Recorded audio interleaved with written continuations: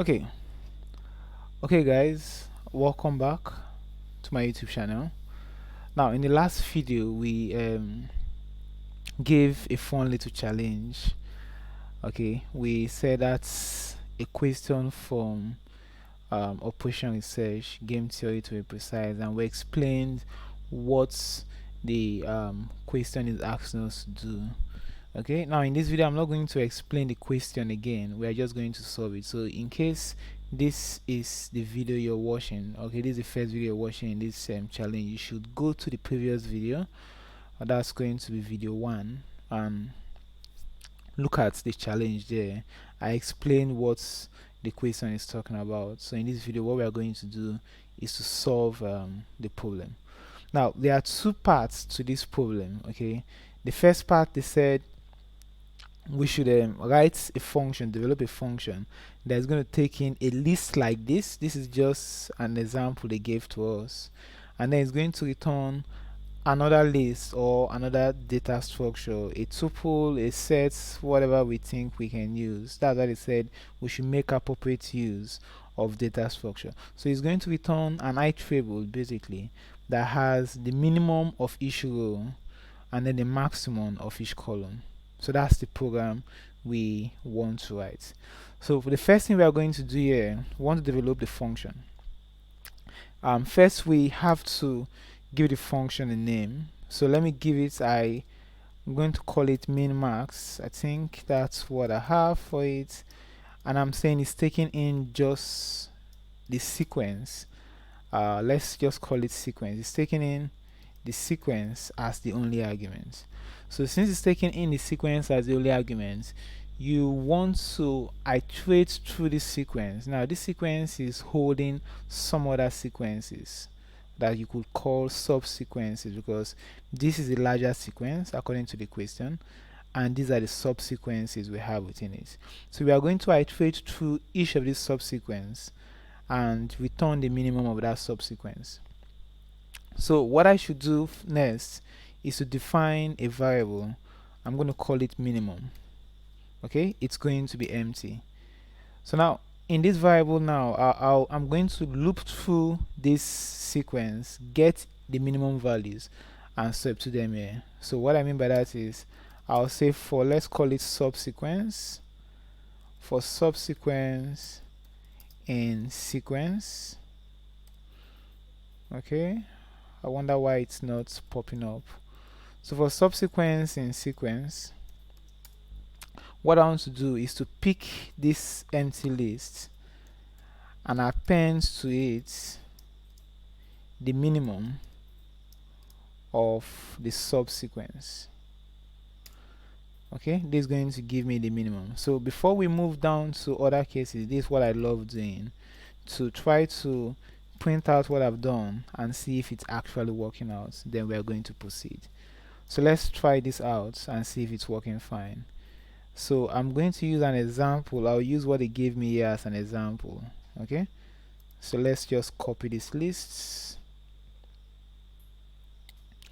take it down here, and then I'm going to call it sequence, or just seq. So let's try that.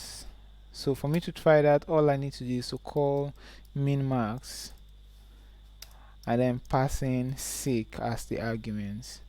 They're expecting it to give us the result 2, 2, 3. So let's see if it's going to give us 2, 2, 3 as a result. Okay, that's 2, 2, 3. Now take note, I'm using sequence here, a list here. You can decide to use a tuple if you want, but one thing you have to notice, if I were to be using a tuple, there's no way I can append to the tuple since tuples are immutable. So even if I want to return a tuple, then I should first of all work with list, then transform it here to a tuple, okay, for whatever reason you have. So this is the first part, is working fine, it's giving us the minimum of each row. Now the question now becomes, how do we get the maximum of each column? How do we obtain the maximum of each column? Now this is the first thing we are going to do. Here we have, for instance, even if I extend this, it's still going to work out. Okay, even if I extend it to more than 3 sublists, I made it to be general. So let's say we have each of these I have when we come to the first column we have 3 here, we have a 4 here, we have a 5 here. Now those values are simply the first elements of each of the sublists. So this is the 3, this is the 4, and this is the 5. So it means for each subsequence we are meant to take the first item. Then within these first items we've taken, we now look for the minimum of those first items. When it comes to the second column, it means you're taking the second items from each subsequence. So remember, the first items are index 0, the second item is index 1, the third item will be index 2, the fourth item, since we have 4 items in each of them, is going to be index 3. So which means we are meant to run through this about 4 times, since we have 4 elements in each sublist. Okay, so what we are going to do is to create a loop that is going to keep count of the index from index 0 down to index 4 in this case, or if I have 5 elements in each sublist, from index 0 down to index 5, and so on. So that's what I'm going to do next. So I'll come outside of this for loop and create another for loop. So I'm going to call it for k. Let me use k in range. Okay, so range of what? So I'm going to take the range of, since I want it to run 4 times, and that's going to be the length of each sublist. So I'm going to say for k in, I have sequence here. I could take the first item of sequence, the second item of sequence, or the third item of sequence. They all have the same length. So I'm going to take the length of that item. So that's what I'm doing here. Taking the length of any item I have there. After taking the length, after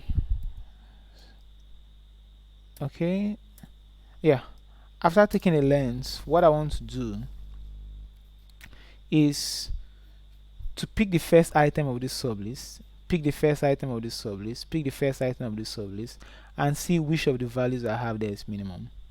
Okay, so how do I do that? For me to do that, I'll create a variable. Let's call it temp sequence. I'll call it temp sequence. It's going to be empty. Okay, an empty list. Now I'll append to temp sequence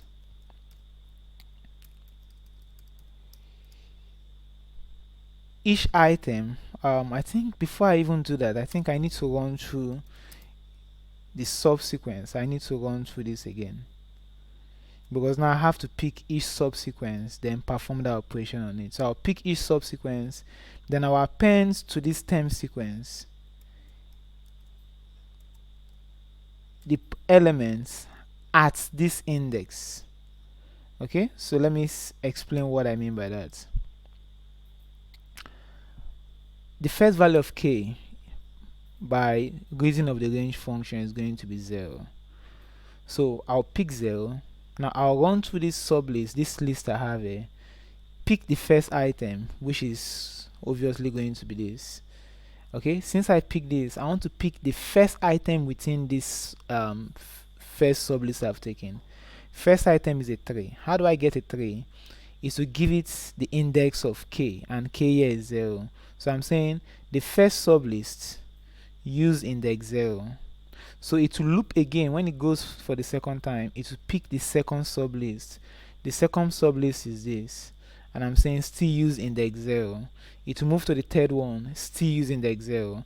When it is done with that, because generally whenever you have a nested loop, the innermost loop is going to end first before you move down to the next case. So when k is 0, this will run for the number of subsequences we have. K will move to 1. This will run for the number of subsequences we have. K will move to 2, just like that, until k gets to the maximum range we want. Okay, so that's what's going to happen here. So let me expand this a bit so that it will fit in. Okay, so that's what I have here. So I'm picking this, I'll append it to this subsequence. After appending to this subsequence, what I need to do is to now get the maximum of everything I have there. So I should have another list here called maximum, which is also going to be an empty list. Okay, so I'm going to pick append to maximum. I'll append to this the maximum of temp sequence. Thereafter, instead of me to print, since I'm done with everything, I'm going to return the minimum. They said we should return the minimum first, then we should return the maximum. So the reason I'm using this, I'm returning two things at the same time separated with comma, is I want the final result to be a tuple. So it's going to return a tuple for me now. Okay, so let's try that and see if it actually works out. They're expecting the result 2235359. Okay, let's run this, and there's an error here. They said okay, I have yeah, that's obviously an error, so I need another bracket here to end this other one. I think that should work. Let's confirm that. Okay, there's no error, so that's fine. So let's run this and see now. So it's giving us the result as 22334555559. Why is it giving us that many fives? Let's confirm why it's giving us that many fives. So it's because of where I have this. So this is not meant to be there, it is meant to be somewhere here, so that each time you come in, it's going to empty the temp sequence and populate it with new values. Okay, so let's confirm that now. Didn't I run that? I have maximums maximums of temp sequence. Okay, I think I should just expand this and see what we are making a mistake. So we have this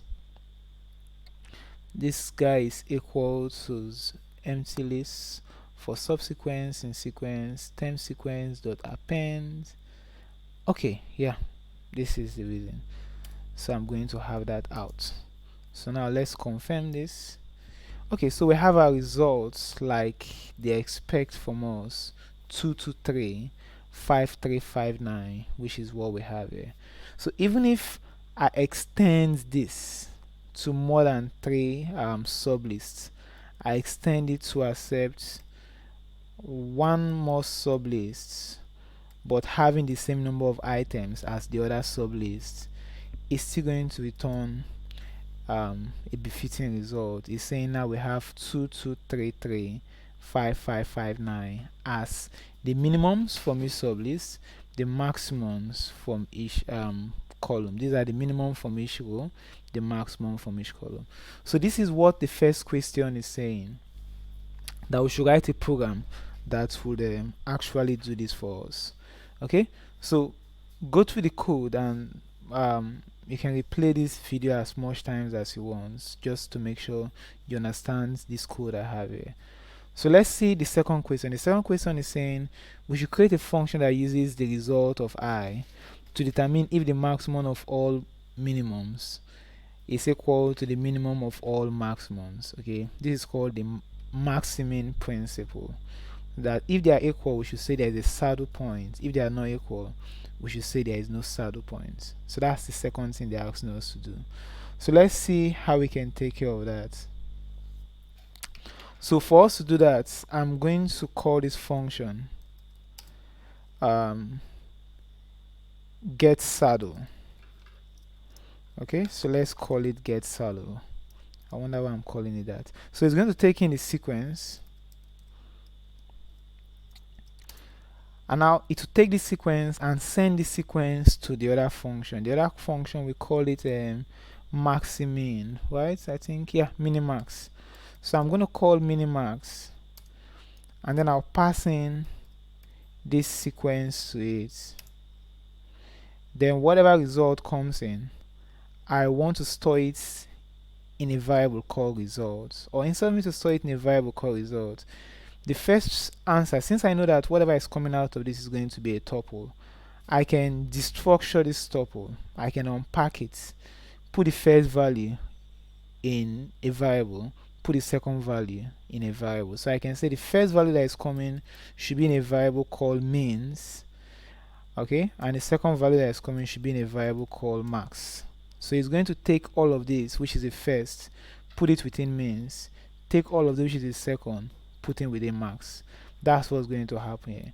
Then what I need to do now is to see if the minimum, okay, because they said I think they said the maximum of all minimum. I'm going to check if the maximum of all minimums, the maximum of all minimum, is it equal to the minimum of all maximums? That's what we're asking. That if they are equal, then I should return, according to what they have here, a saddle point exists. So I'll just copy that because I'm lazy. A saddle point exists. But if that is not the case, so I don't need to say else, I'll just have to say return a saddle point, or there is no saddle points. So I'm abiding to the rules. Okay, so that's what we have, and we're expecting our result in this case to give us that a saddle point exists, since the maximum of all minimums is 3 and the minimum of all maximum is also 3. So there's going to be a saddle point here. So I'll just zoom this in and then let's try it to see.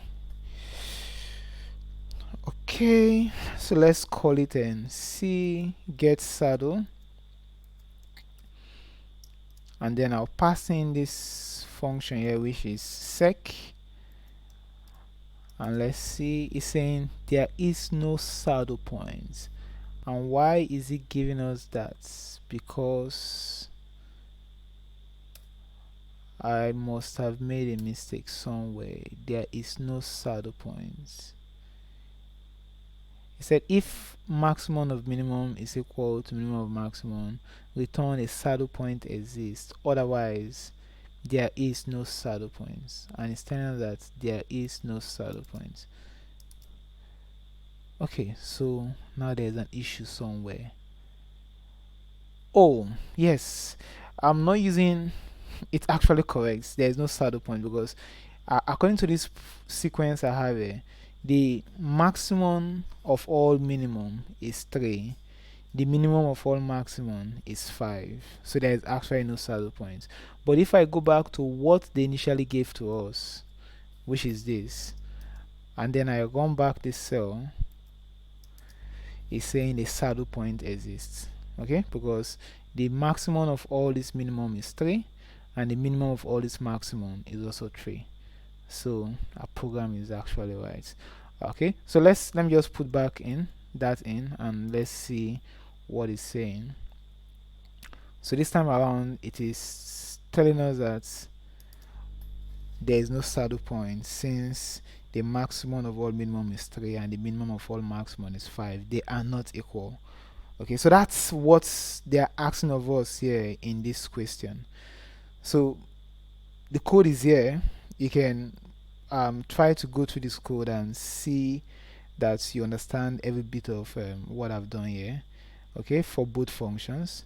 Now in the next video, what I'm going to do is I'll see how we can optimize this code, even if it's a little bit, it's still few lines of code and doing the job, but we can still optimize it, okay, make the code to be a little bit beautiful and also occupy less amount of lines. Okay, so if you have any question, any comments, you can put it in the comment section, and I'll see you guys in the next video. Thank you.